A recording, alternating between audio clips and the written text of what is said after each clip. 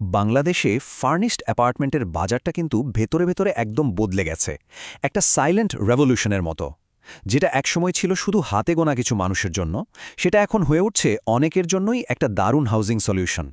চলুন এই অসাধারণ জার্নিটার গভীরে যাই আর দেখি কিভাবে এই বিশাল পরিবর্তনটা ঘটল। ২০১৬ সালের দিকে যদি ফিরে যাই, ফার্নিশড অ্যাপার্টমেন্ট নিয়ে মানুষের ধারণাটা ছিল ঠিক এই রকমই। মানে এটা ছিল একটা এক্সক্লুসিভ, বিদেশি কেন্দ্রিক ব্যাপার।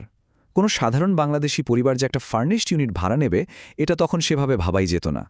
আর এই পরিবর্তনটা ঠিক কতটা বড়, সেটা এই স্লাইডটা দেখলেই স্পষ্ট বোঝা যায়। একবার ভাবুন, একদিকে ২০১৬ সেই হাতে গোনা বিচ্ছিন্ন একটা বাজার, আর অন্যদিকে ২০৩৬-এর একটা পুরো লাইফস্টাইল ইকোসিস্টেম। আকাশ পাতাল তফাত, তাই না? চলুন দেখি এই বিশাল রূপান্তরটা ঠিক কিভাবে হলো। আচ্ছা, তাহলে চলুন একদম শুরু থেকে শুরু করি। সেই সময়ে ফিরে যাই যখন এই বাজারের বড় পরিবর্তনগুলো সেভাবে শুরুই হয়নি। তখন এর চেহারাটা ঠিক কেমন ছিল? এই পুরো জার্নিটাকে আমরা মূলত ৪টা আলাদা পর্বে ভাগ করে দেখতে পারি। এই টাইমলাইন ধরে আমরা এগোবো এবং একটা একটা করে দেখব প্রতিটি পর্বে কি কি ঘটল। তো প্রথম পর্বটা হলো ২০১৬ থেকে ২০২০, যেটাকে বলা যায় এক্সপ্যাট বাবলের সময়। তখন চাহিদা ছিল খুবই সীমিত আর মূলত বিদেশি কেন্দ্রিক, মানে এক্সপ্যাট, এনজিও কর্মী বা কর্পোরেট ভিজিটর। গুলশান বনানীর মতো এলাকাগুলোতে কিছু বাড়িওয়ালা নিজেদের ফ্ল্যাটকে ফার্নিশড ইউনিটে কনভার্ট করতেন। দাম ছিল বেশ চড়া, প্রায় ডলারে হিসাব হতো, আর ম্যানেজমেন্ট পুরোটাই ছিল ইনফর্মাল, যার একটা বড় অংশ চলত ফেসবুক গ্রুপের মাধ্যমে। কিন্তু এরপরেই আসলো একটা বিশাল ধাক্কা, যা সবকিছু ওলটপালট করে দিতে শুরু করল। কোভিড-১৯ এসে পুরো খেলার মোড় ঘুরিয়ে দিল। এটা ছিল এই বাজারের জন্য একটা টার্নিং পয়েন্ট। মানুষের জীবন আর কাজের ধরনে হঠাৎ করেই বিশাল পরিবর্তন আসলো। ফ্লেক্সিবল থাকার ব্যবস্থা তখন আর কোনো শখের বিষয় থাকল না, হয়ে গেল একদম জরুরি একটা প্রয়োজন, বিশেষ করে আমাদের দেশের মানুষের মধ্যেই। আর ঠিক এই সময়েই কিন্তু স্থানীয়দের মধ্যে নতুন চাহিদা তৈরি হতে শুরু করল, যেমন যারা রিমোট কাজ করছেন, যারা বিদেশ থেকে ফিরে এসছেন, বা স্বাস্থ্যকর্মীরা। তাদের সবারই এমন একটা থাকার জায়গা দরকার ছিল যা চটজলদি আর কোনো ঝামেলা ছাড়াই পাওয়া যায়। আর এই পুরো প্রক্রিয়াটাকে আরও সহজ করে দিল বাংলামার্ট.কম বা hotels.com বিডির মতো অনলাইন প্ল্যাটফর্মগুলো, কারণ এগুলো মার্কেটের স্বচ্ছতা নিয়ে আসলো। এভাবেই আমরা চলে আসলাম আজকের দিনে, যেখানে ফার্নিশড অ্যাপার্টমেন্ট এখন আর কোনো অবাক হওয়ার মতো বিষয় না, বরং বহু বাংলাদেশির জন্যেই এটা একটা খুবই প্র্যাকটিক্যাল চয়েস। এই চার্টটা দেখলেই ব্যাপারটা পরিষ্কার হয়ে যাবে।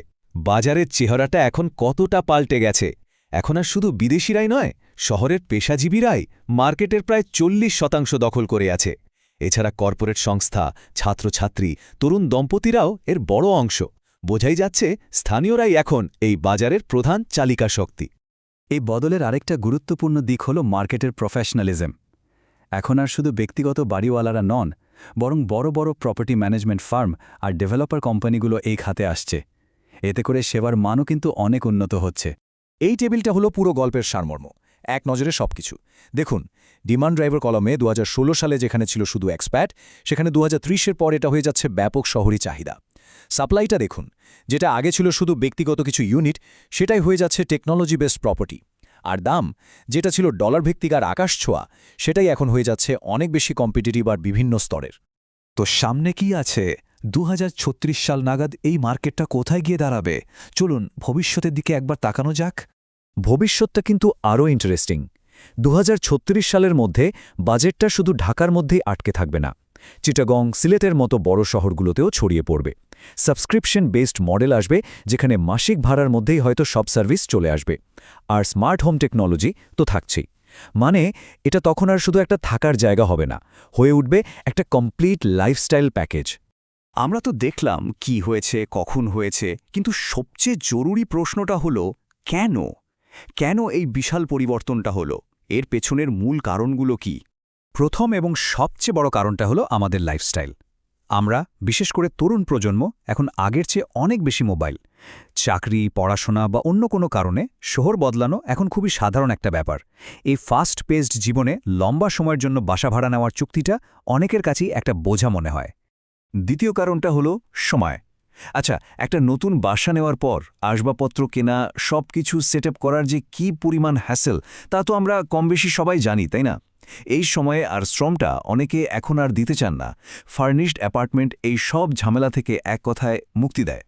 আর ৩ নম্বর কারণটা হলো আমাদের মাইন্ডসেট। আমরা এখন একটা প্লাগ ইন প্লে যুগে আছি। মানে একটা অ্যাপে ক্লিক করলেই গাড়ি চলে আসে, খাবার চলে আসে, সবকিছুই অন ডিমান্ড। তো থাকার জায়গার ক্ষেত্রেও আমরা এখন একই রকম সুবিধা চাইছি।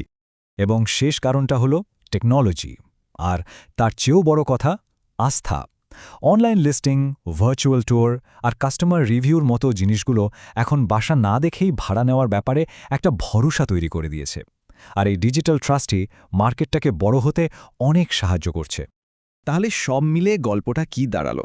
এটা কিন্তু শুধু বাসা ভাড়ার একটা ট্রেন্ডের গল্প না, এটা আমাদের বদলে যাওয়া প্রায়োরিটিরও একটা গল্প। মানুষের চাওয়া পাওয়াগুলো কিভাবে বদলেছে সেটাই সবচেয়ে ইন্টারেস্টিং। 2016তে সবার চিন্তা ছিল একটা ফার্নিশড অ্যাপার্টমেন্ট কি পাওয়া যাবে। 2020-এ প্রশ্নটা হয়ে গেল কম সময়ের জন্য পাওয়া যাবে কি। 2030 সাল নাগাদ মানুষ খুঁজবে একটা কোয়ালিটি এক্সপিরিয়েন্স, আর 2036 সাল নাগাদ এটা হয়ে দাঁড়াবে একটা ইন্টিগ্রেটেড লাইফস্টাইলের অংশ। তাহলে শেষ করার আগে একটা প্রশ্ন রেখে যাই। আমাদের জীবন যত ফাস্ট হচ্ছে, শহর যত বড় হচ্ছে, তখন সুবিধা বা কনভিনিয়েন্স জিনিসটাই কি ঘর বা বাড়ির আসল মানে হয়ে উঠছে? একটু ভেবে দেখার মতো বিষয়, তাই না?